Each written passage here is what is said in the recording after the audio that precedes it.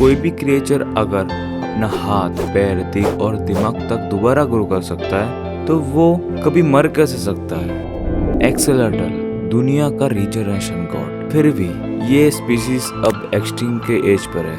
आखिर कैसे एक इमॉर्टल जैसा जानवर खत्म हो रहा है? आज हम इस पैराडॉक्स का जवाब ढूंढने वाले हैं।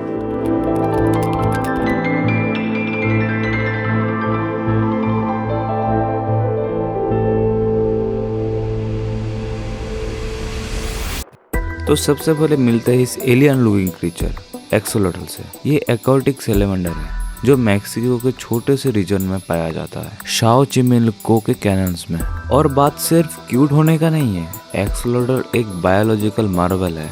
अगर इसका पैर कट गया ये दोबारा ग्रो हो जाता है। अगर इसका स्पाइनल कॉर्ड डैमेज हो जाता है ये रिपेयर कर लेता है। इसका हार्ट एक पार्ट निकाल दो तो वो रीग्रो कर जाता है। साइंटिस्ट के लिए ये एक मिरेकल एनिमल है जिसे देखकर फ्यूचर मेडिसिन का होप जग जाता है। लेकिन आयरनी है ये कि जहाँ साइंटिस्ट उनसे सीख रहा है वही नेचर उनको खोने लगी है।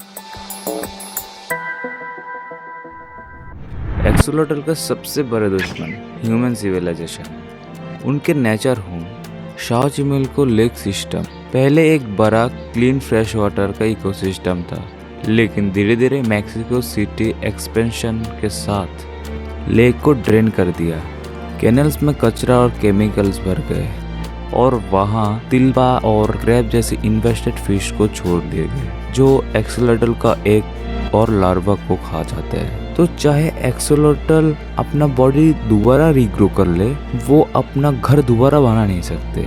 रीजनरेशन से ऑर्गन्स वापस आ सकता है लेकिन इकोसिस्टम वापस नहीं आते।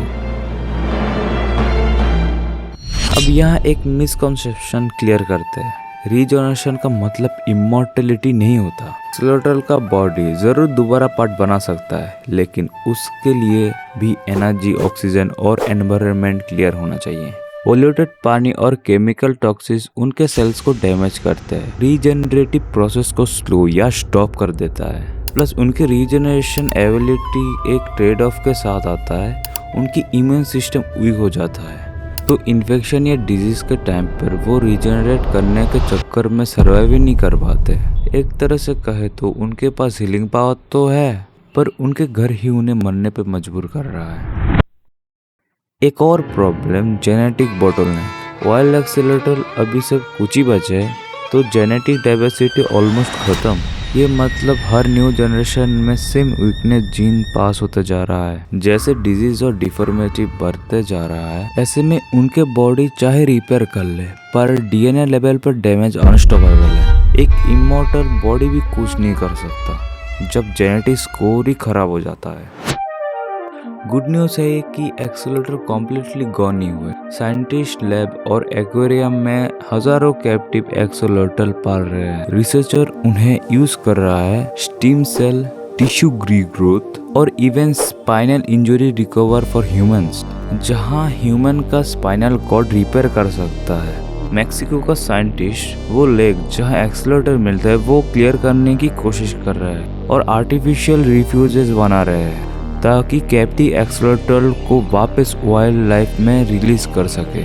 बट स्टिल पोल्यूशन और अर्बनाइजेशन नहीं रुका तो उनका नेचर कमबैक ऑलमोस्ट इम्पॉसिबल है। पर क्या कर सकते हैं पता नहीं, नेचर के हाल पे छोड़ दूं या फिर हम कुछ स्टेप उठाए, क्योंकि हम ही बर्बाद किए हैं ना तो हमको कुछ स्टेप उठाना पड़ेगा। सोच कर देखो, एक ऐसा जानवर जिसे नेचर ने रीजनरेशन का वरदान दिया है वो खुद ह्यूमैनिटी के हाथों एक्सटिंक्ट हो रहा है। एक्सेलेटल हमें ये सिखाता है कि इवोल्यूशन का पावर भी एनवायरनमेंट का रूल से बड़ा नहीं होता। तुम चाहे कितने पावरफुल हो, अगर तुम्हारा होम खत्म हो जाए तो रीजनरेशन तुम वापस कर नहीं सकते। May be the real lesson is before we learn regeneration from axolotl, we should learn preservation for them.